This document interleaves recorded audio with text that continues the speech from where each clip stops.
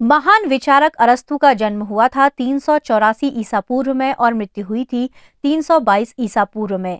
ध्यान देने वाली बात यह है कि जहां हम पढ़ते हैं प्लेटो और सुकरात के बारे में कि उनका जन्म एथेंस में हुआ था, लेकिन अरस्तु का जन्म एथेंस में नहीं हुआ था बल्कि स्टेगिरा में हुआ था। ये एथेंस के आसपास का ही एक राज्य था और यहाँ पर अरस्तु का जन्म हुआ था और वो पढ़ने के लिए एथेंस में स्थित प्लेटो की अकेडमी में आए थे। अरस्तु जो थे वो प्लेटो के शिष्य थे और अलेक्जेंडर द ग्रेट, जिनको सिकंदर के नाम से जाना जाता है, उनके गुरु थे। तो इस तरह 4 पीढ़ियां, सुकरात, प्लेटो, अरस्तु और फाइनली सिकंदर, अलेक्जेंडर के रूप में हमें ये विचार देखने को मिलते हैं जिनका विश्व राजनीति में काफी महत्वपूर्ण स्थान है। अरस्तु की प्रमुख कृतियां हैं यूडेमस, काइलो, De Anima, the constitution of Athens, politics, Nicomachean ethics, metaphysics, rhetoric poetics, meteorology, history of animal, on the soul. जो इनकी बुक है हिस्ट्री ऑफ एनिमल, इसमें इन्होंने एनिमल्स के बारे में काफ़ी चीज़ें लिखी कि किस तरीके से उनकी संरचना होती है, उनका प्रजनन तंत्र कार्य करता है। इसीलिए इनको जंतु विज्ञान का जनक भी कहा जाता है और प्लेटो को राजनीतिक विज्ञान का जनक भी कई विद्वान मानते हैं।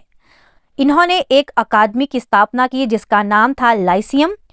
प्लेटो की अकादमी में ये पढ़ते थे और लाइसियम इनकी खुद की अकादमी थी जिनकी इन्होंने स्थापना की थी। इनको प्रथम राजनीतिक वैज्ञानिक कहा जाता है। इनकी पद्धति प्लेटो की निगमनात्मक पद्धति के बिल्कुल उल्टी है। इंडक्टिव मेथड, इसका मतलब होता है विशेष से सामान्य की ओर। जहां हमने देखा कि प्लेटो की पद्धति थी सामान्य से विशेष की ओर, लेकिन अरस्तु की पद्धति थी विशेष से सामान्य की ओर। वो कहते हैं कि वस्तुओं का सामान्यकरण कर दो, उन्हें सामान्य रूप में हमें देखना चाहिए।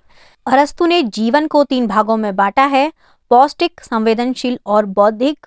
158 देशों के संविधान का इन्होंने अध्ययन किया था, इसलिए इन्हें ऐतिहासिक विधि का जनक भी कहा जाता है। अलग अलग देशों के संविधान का अध्ययन करके इन्होंने अलग अलग तरीके की मेथड्स विकसित की और इनसे हमें मिलता है राजनीतिक यथार्थवाद।